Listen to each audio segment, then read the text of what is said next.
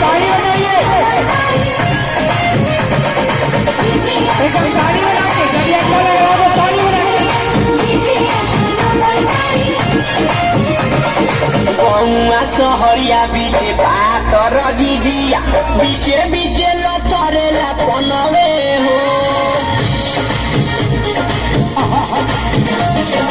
गौआ सहरिया बीचे पातर झिझिया बीचे बीचे लतरेला पनवे हो। से पनवाची भेले आदि कवि साल भई, से पनवाची भेले लकी उत्कर्ष भई। हसी हसी पूछेली भौजो हो कनियावा भौजी, तोरा नई हरवा धन मोरा ससुररिया साली सरहज रंगे लाली दतवे हो। गौआ सहरिया बीचे पातर झिझिया बीचे बीचे लथरेला पनवे हो। गौआ सहरिया बीचे पातर झिझिया बीचे बीचे लथरेला पनवे हो।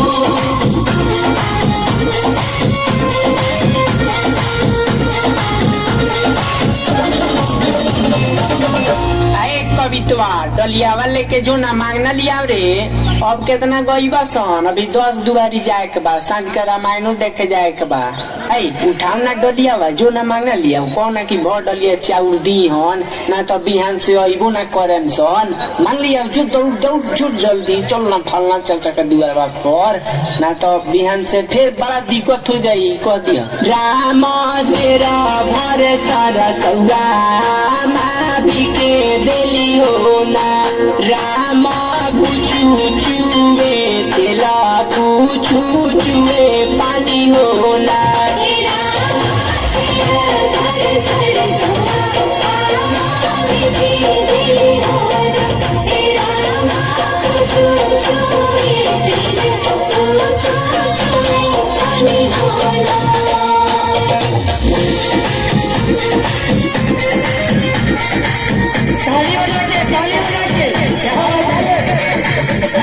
दुवरिया झिझिया जगमग करे बहिनी दुवरिया अमर कुपवे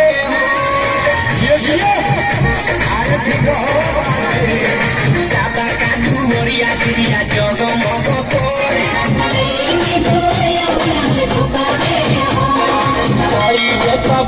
बहिनी कुतारा मछरिया ओझा जी के सोझा जमी पड़ी है नजरिया। उड़ी उड़ी सुगावा कदम डाली गई एक ओरी चुनेला उजाला मछिनिया तुझे ओरी चुने देखा भइए हो।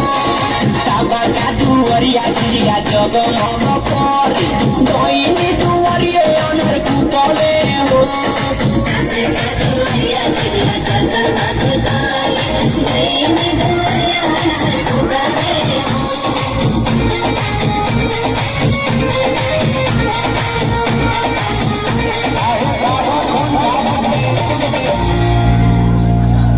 कहिए बाबा से कि 10 रुपया दी ना तो दिक्कत हो जाई। उनका पुतवा के नाम धो धो के नू उनका पुतवा के नाम धो धो के गई है बबीतवा कहिए कि 10 रुपया दो आगे तो ये बाबा बिहान से अबो ना करन सन।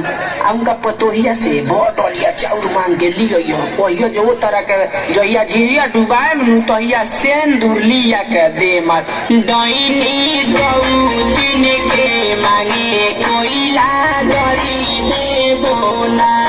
आई है हमारा दुआरी कर हरी देबो ना।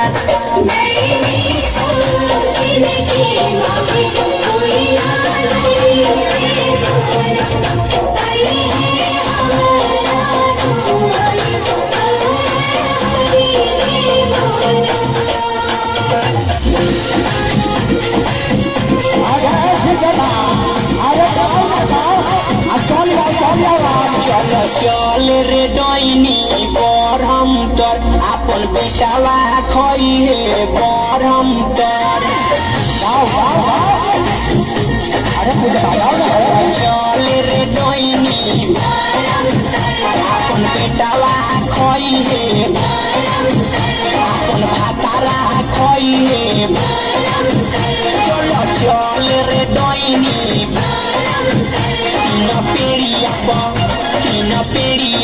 तीन पीढ़िया पर जाके देखा करेलिस